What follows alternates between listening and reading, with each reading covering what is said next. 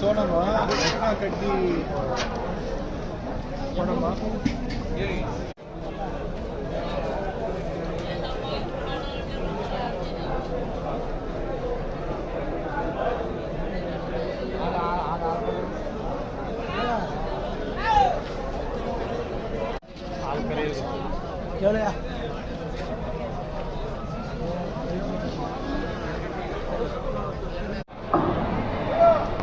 ನಾನು ಆಯಾಚಿತವಾಗಿ ಈ ಕಾರ್ಯಕ್ರಮಕ್ಕೆ ಬಂದವನು, ಆದರೆ ನನ್ನನ್ನು ವೇದಿಕೆ ಮೇಲೆ ಕರೆದಿರೋದ್ರಿಂದ ನಾನು ಮಾತಾಡಿ ನನ್ನ ಕರ್ತವ್ಯ ನಾನು ಮುಗಿಸ್ತೀನಿ.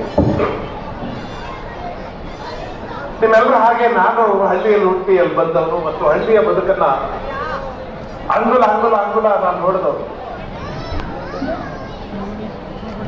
ನನಗೀಗ 67 ವರ್ಷ ವಯಸ್ಸು. ನಾನು ವಯಸ್ಸು ತಿಳ್ಕೊಂಡು ಏನಾಗಬೇಕು ಅದಕ್ಕೆಲ್ಲ ಹೇಳ್ತಿರೋದು. ಆದ್ರೆ ಈ 67 ವರ್ಷಗಳಲ್ಲಿ ನಮ್ಮ ಕಣ್ಣೆದುರಿಗೆ ಏನ್ ಬದಲಾವಣೆ ಆಗಿದೆ ಅಂತ ಒಂಚೂರು ಹೇಳ್ಬೇಕು ಅಂತ ಅನ್ನಿಸ್ತಿದೆ ನನಗೆ. ನಾನು ಬಹಳ ಚಿಕ್ಕವನಾಗಿದ್ದಾಗ ಒಂದು 60 ವರ್ಷದ ಹಿಂದೆ ಇಟ್ಕೊಂಡು ನಮ್ಮ ಹಳ್ಳಿನಲ್ಲಿ ಬಡತನ ಅನ್ನೋದು ಇತ್ತು, ಆದ್ರೆ ಯಾರಿಗೂ ನಾವು ಬಡವರು ಅಂತ ಗೊತ್ತಿರಲಿಲ್ಲ.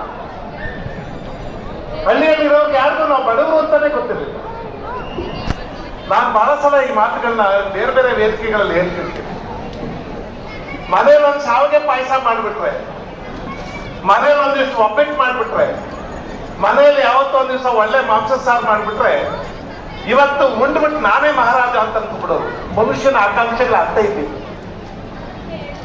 ಒಂದು ಒಳ್ಳೆ ಊಟ ಮಾಡ್ಬಿಟ್ಟು ಒದ್ಕೊಂಡು ಬದುಕ್ಬಿಟ್ರೆ ಅದಕ್ಕಿಂತ ದೊಡ್ಡ ಸುಖ ಯಾವುದೂ ಇಲ್ಲ ಅಂತಿದ್ದ ಕಾಲ ಇತ್ತು. ನಾವು ಆ ಕಾಲವನ್ನು ನೋಡಿದ್ವಿ.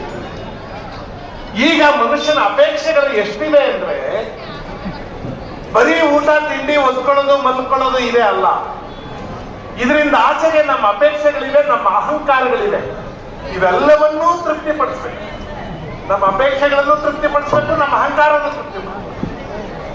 ಅಪೇಕ್ಷೆಗಳಿರೋದು ಸರಿ ಮನುಷ್ಯನಿಗೆ, ಆದ್ರೆ ನಮಗ್ ಗೊತ್ತಿಲ್ಲದಾಗ ನಮ್ಗೆ ಅಹಂಕಾರ ಕೂಡ ಇದೆ. ಅದೇನು ಅಂದ್ರೆ ಇನ್ಯಾರಿಗಿಂತಲೂ ನಾನು ಕಡಿಮೆ ಅಲ್ಲ ಅಂತಿರ್ಬೇಕು.